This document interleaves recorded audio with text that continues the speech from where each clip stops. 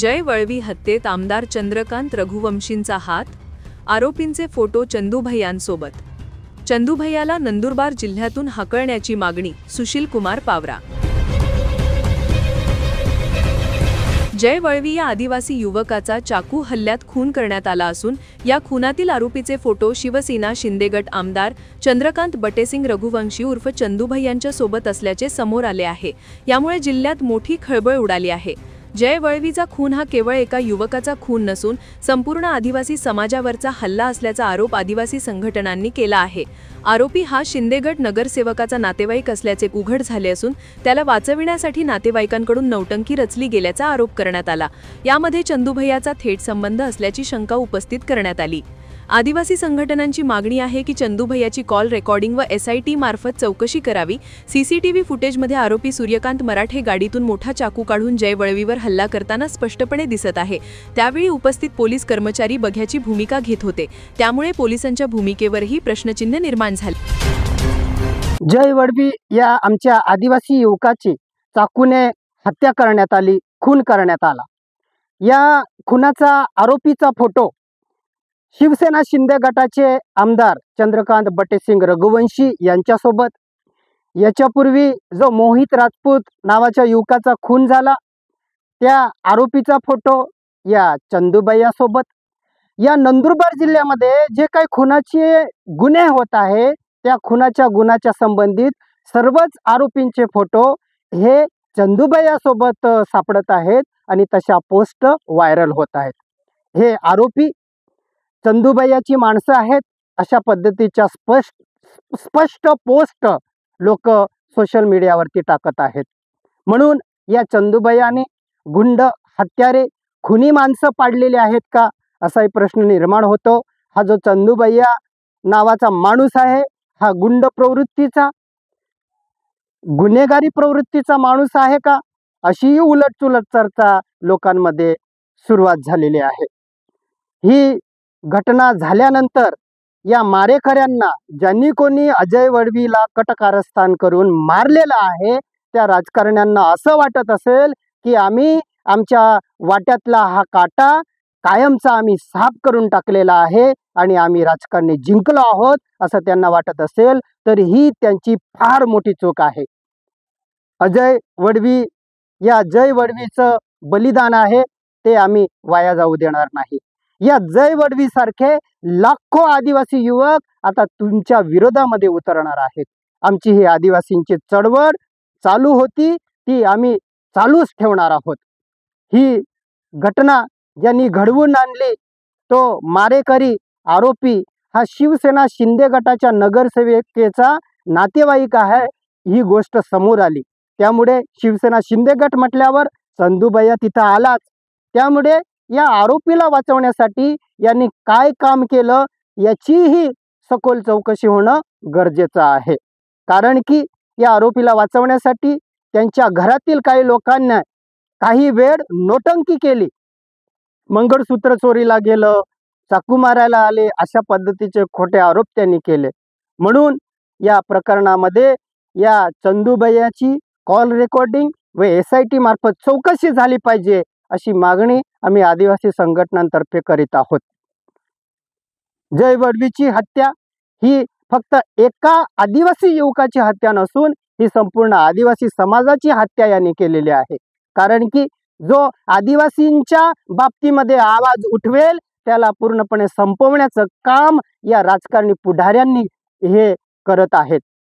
म्हणून आमची ही काय यांनी काही जरी केलं तरी आमचं हे काम आम्ही कदापि थांबवणार नाही आहोत.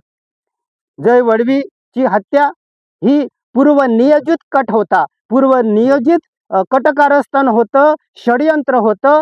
हे CCTV कॅमेरामध्ये जो काही व्हिडिओ समोर आला त्याच्यावरून लक्षात येतं. आरोपी सुरुवातीपासूनच गाडीमध्ये चाकू घेऊन फिरत होता. तो मारण्याच्या उद्देशानेच तो तिथं आला होता आणि एका पोलिसाच्या समोर त्यांनी आमच्या जय वळवीची हत्या केलेली आहे. तो पोलीस बघ्याची भूमिका बजावत होता म्हणून पोलिसांवरती आमची शंका येते. जय वळवी कुठे आहे, काय करतोय याचं लोकेशन घेऊन पूर्णपणे कट रचून त्याला मारण्यात आलेला आहे असा आमचा स्पष्ट आरोप आहे. हा जो पोलीस होता, पोलीस समोर आहे म्हणून या आरोपीला सुद्धा मोठी डेअरिंग आली आणि यांनी पूर्णपणे आमच्या जय वडवी नावाच्या आदिवासी युवकाला वरती सपासप वार करून त्याला पूर्णपणे संपून टाकलं. या नंदुरबार जिल्ह्यामध्ये चंदूभाई या नावाची मोठी घाण आहे. ही घाण या नंदुरबार जिल्ह्यातून साफ करण्याची गरज आज आदिवासी बांधवांमध्ये निर्माण झालेली आहे. हा चंदूभैया आदिवासींचा दुश्मन आहे. हा आदिवासींच्या आरक्षणाच्या विरोधामध्ये आता बोलायला लागला आहे. हा म्हणतो की नंदुरबार जिल्ह्यातील आदिवासी पुढाऱ्यांना या जिल्ह्यात फिरू देणार नाही. अरे हा जिल्हा काय तुझ्या बापाचा आहे का? हा सारखा आमच्या आदिवासी बांधवांना जिल्ह्यात फिरू देणार नाही अशी धमकी देतोय. याला एवढी डेअरिंग येते का?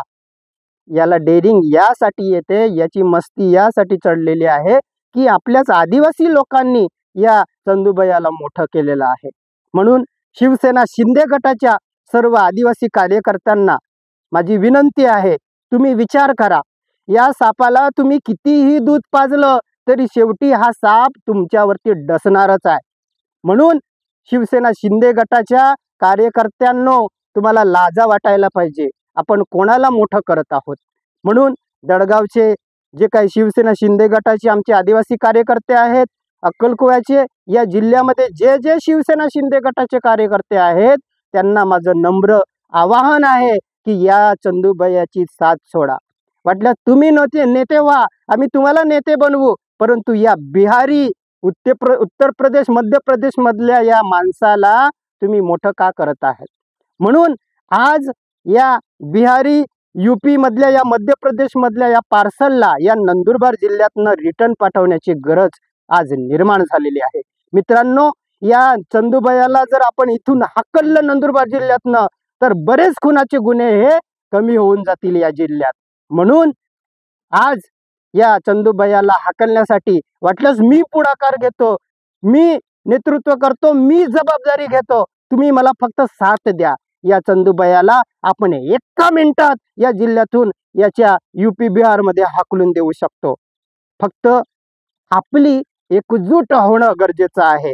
एवढी मोठी जय वडवी या आदिवासी युवकाची हत्या झाली, एवढी मोठा घटना घडलेली आहे. पूर्ण आदिवासी समाज या आरोपींच्या विरोधामध्ये पेटलेला आहे. ठिकठिकाणी आंदोलन होत आहे.